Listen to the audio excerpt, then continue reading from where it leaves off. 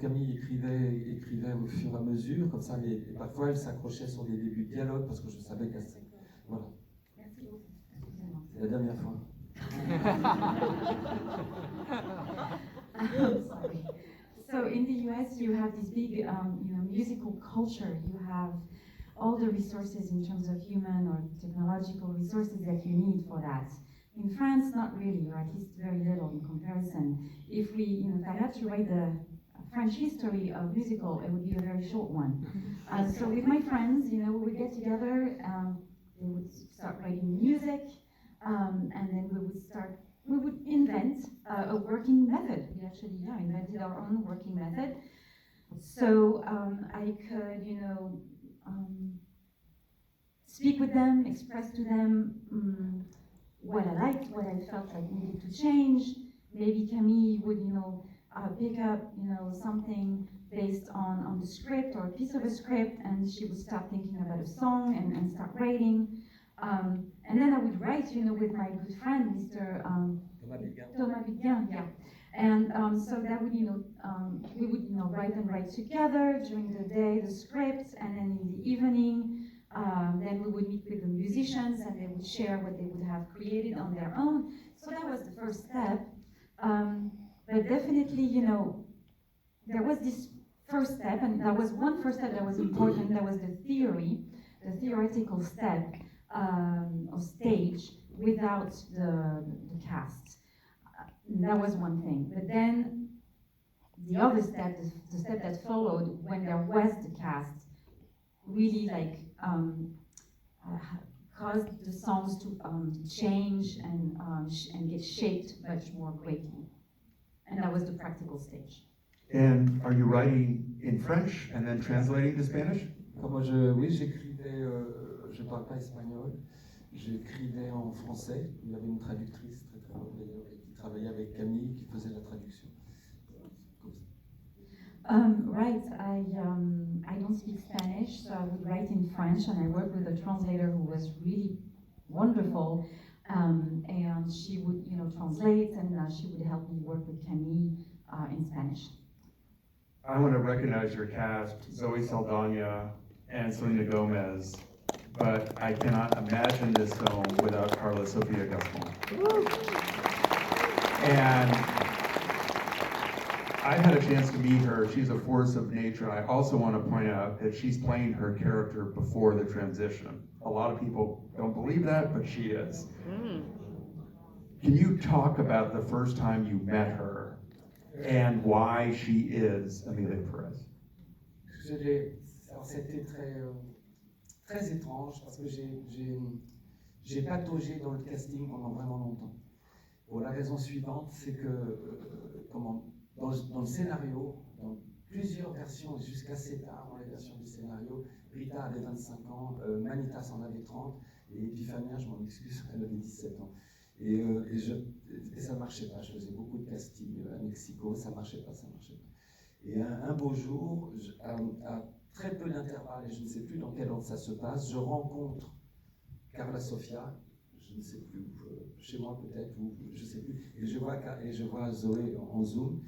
Et là, quasiment instantanément, ces deux actrices me disent l'âge de leur personnage, quelle femme elles doivent être.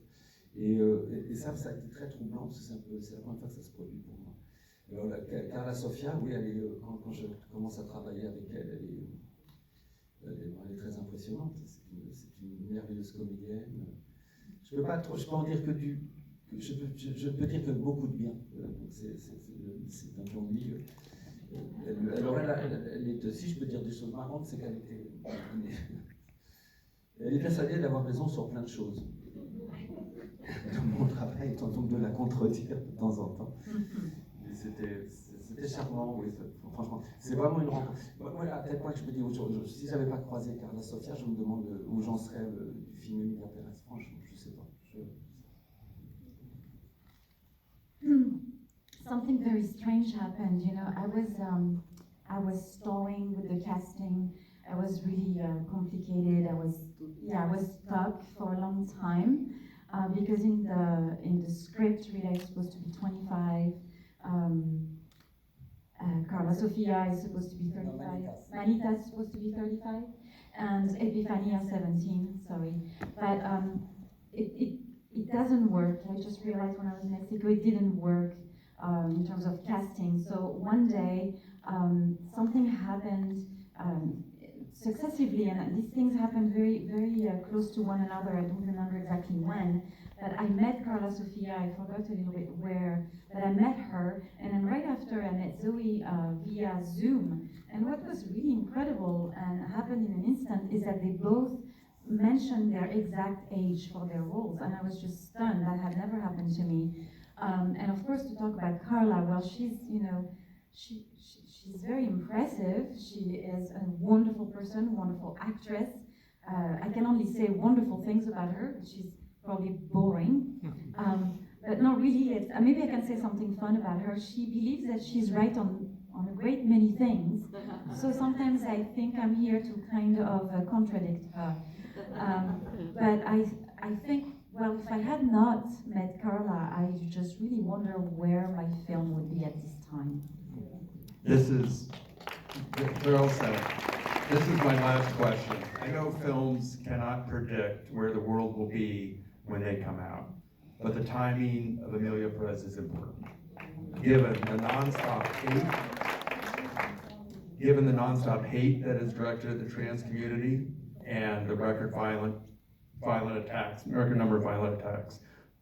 You probably know we have a person running for president on basically an anti-trans platform, among other things. And yet this film suggests in itself and in who it stars that there can be small victories. As I said at the beginning, trans people need to be seen.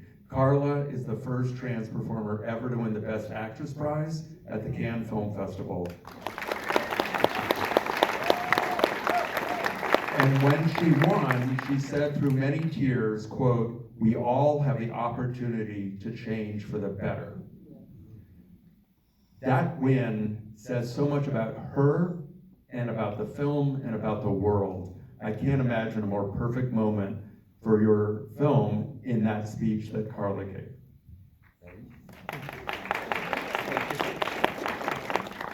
Merci beaucoup. Thank you very much. Thank you very much. Thank you all for coming out. Thank you for supporting this film. And thank you, Jacques. And Stephanie, thank you very much.